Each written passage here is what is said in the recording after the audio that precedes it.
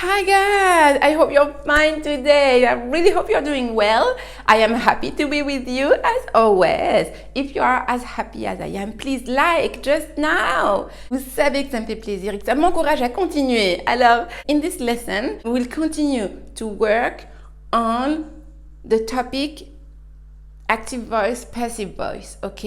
On va continuer et terminer le cours sur la voix active et la voix passive. Pour ceux qui n'ont pas vu la première partie, allez-y. Il faut faire les choses dans l'ordre parce que je vous explique tout. Donc là, on continue et on termine pour que vous ayez vraiment le spectre entier de la voix passive et que ça n'ait plus aucun secret pour vous. Donc, la semaine dernière, on avait fait une phrase d'exemple au présent. Et là, on va continuer en fait pour brasser en fait, pour que vous ayez vraiment des exemples très concrets avec tous les temps principaux avec lesquels la voix passive est utilisée. Je garde notre même exemple des petits canards et de l'utilisation du verbe nourrir, to feed. D'ailleurs, nourrir son bébé au sein, ça se dit breastfeed, breastfeeding, ok? Parce que breast, c'est la poitrine, breastfeed, or to breastfeed, or breastfeeding, ok?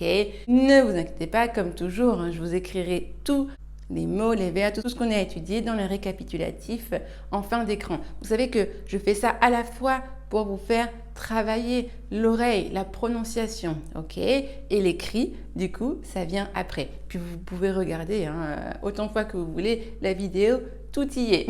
Mettre pause, retour en arrière, écouter, donc tout y est. Et breast, du coup, ça s'écrit B-R-E-A-S-T, ok? Pour vous faire travailler encore une fois la prononciation, l'alphabet, tout. Ok. So, last week, we studied this example with the present simple.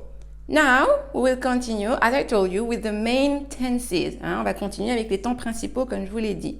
La semaine dernière, on a fait le présent. Maintenant, on fait le passé. Passé composé, donc on va faire à la fois avec le prétérit, past simple, et avec le present perfect, que vous adorez. Donc, j'ai nourri les canards. J'ai nourri les canards, c'est du passé composé. Donc, au prétérit, ça nous donne I fed the ducks. Ok, F-E-D, I fed the ducks. Et au present perfect, ça nous donne I have fed the ducks. Ok, c'est la voix active au passé. Maintenant, on garde le même temps, le passé, mais à la voix passive. Qu'est-ce que ça nous donne? Je vous laisse quelques petites secondes pour réfléchir.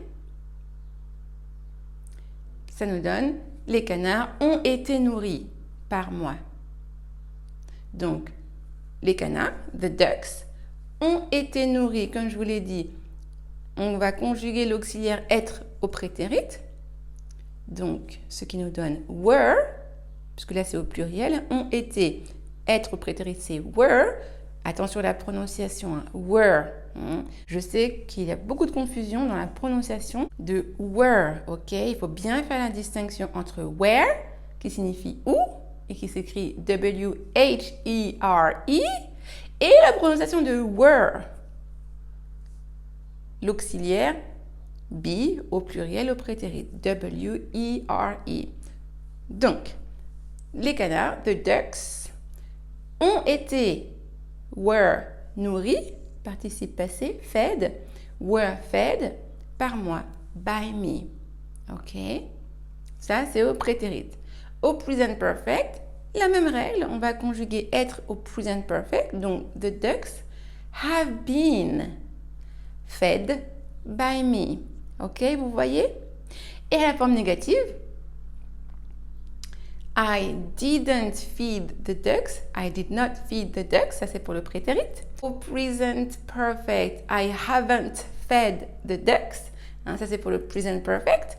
I haven't fed the ducks. Donc, ça, c'est la voix active. Et la voix passive, ça nous donne the ducks were not fed by me pour le prétérit. Et the ducks have not been fed by me. Ok? Ok? On continue, on continue. Vous pourrez revoir la vidéo si besoin. Donc là, on vient de voir la voix active au prétérit et au present perfect, et également la voix passive, à ces deux temps, et également la forme négative. Là, c'est vraiment la totale. Maintenant, au futur simple. Je nourrirai les canards. I will feed the ducks. Forme négative. Je ne nourrirai pas les canards parce que ce n'est pas bon pour eux. I will not feed the ducks. I won't feed the ducks. Et maintenant, à la voix passive, les canards seront nourris par moi. The ducks will be fed by me. The ducks will be fed by me.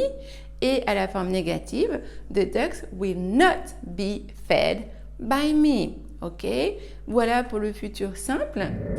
Ah! J'ai oublié un temps phare, un temps du passé, à ne surtout pas mettre de côté le plus perfect, le plus que parfait. Le plus que parfait. J'avais nourri les canards. I had fed the ducks. Je n'avais pas nourri les canards. I had not fed the ducks. Donc ça, c'était la voix active. Affirmation et négation. Maintenant, on passe à la voix passive. Les canards avaient été nourris par moi. The ducks had been fed by me. Et les canards n'avaient pas été nourris par moi. The ducks had not been fed by me. En forme contractée, the ducks hadn't been fed by me. Ok? Et le dernier temps, l'un des derniers temps principaux à maîtriser, le conditionnel, bien sûr. Je nourrirai les canards. Je nourrirai, AIS, conditionnel présent. I would feed the ducks. Je ne nourrirai pas les canards. I would not feed the ducks. I wouldn't feed the ducks. Donc ça, c'est pour la voix active. Maintenant, la voix passive. Les canards seraient nourris par moi. The ducks would be fed by me. Et les canards ne seraient pas nourris par moi. Never. The ducks would not be fed by me. Voilà, on a fait le tour de la voix active et de la voix passive. Comme toujours, après avoir vu et revu si besoin cette vidéo, mettez-moi vos phrases d'exemple en commentaire. Là, vous avez le choix. Même si vous ne le faites qu'avec un seul temps, vous avez le choix. On a fait des exemples avec le prétérit, le present perfect, le plus perfect, le future simple, le present conditional. 5 temps principaux. Donc, vous en choisissez au moins un et vous me faites une phrase en commentaire pour pratiquer, pour que je puisse vous corriger si besoin. Profitez-en. N'hésitez pas. J'adore comme ça interagir avec vous. Donc j'attends vos commentaires, quels qu'ils soient. Et encore une fois, si la voix passive n'a plus de secret pour vous, que cela vous a aidé, merci de liker et de partager. Vous savez que ça m'aide à aider encore plus de monde. Et pour ceux qui ne l'ont pas encore fait, abonnez-vous dès maintenant. Cliquez sur s'abonner et sur la petite cloche surtout pour bien recevoir toutes les notifications. You don't want to miss anything from me. Vous ne voulez rien louper de moi. Et bien sûr, si vous voulez avoir un accompagnement intensif et personnalisé, toutes les informations sont en description de cette vidéo. Avec my team, avec my dream team, we are here for you. We are here to help you. Okay, so have a very good day and see you soon. Bye bye.